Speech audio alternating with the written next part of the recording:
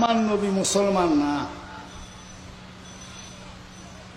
নবীরে মুসলমান কইবেন তো নিঃসন্দেহে কাফের। আমার নবী মুমিন না, মুমিন কইবেন তো ও অতিরিক্ত গরম পড়তেছে রে। গরমের কারণে দাদার মনে হয় শুয়ারের গোটা দনুকা এলোমেলো হয়ে গেছে গরমে। দাদি এ মনে হয় যত্নমগ্ন করে না, দাদিতেও গরম লাগে। এই কারণে দাদার মনে হয় শুয়ারের গোটা দনুকা লোকেশন চেঞ্জ করি এলার দিন দিন বয়সের কারণে। আমার কথা হইল এ সমস্ত লোকগুণের কে আনে বাংলাদেশের ভিতরে ওয়াজ করবে লাই, বয়ান করবে লাই? এগুলা তো ওয়াজ না, এগুলা ঘরের কথা বলে, বুঝছেন?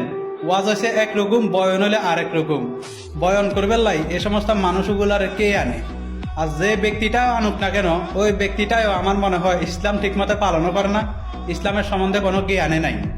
জ্ঞান যদি থাকতো, এই যে নবীরের কথাটা বললো, এ বলার কারণে পাবলিকে বাদি গাছের পয়সা দিয়ে এমন বাইর গাউন দরকার আছিল ওই জায়গার বাইর গায়ে দাদার শুয়ারের গোটা দনুগারে একবারে এলোমেলো করিলে দরকার আছিল, বুঝছেন?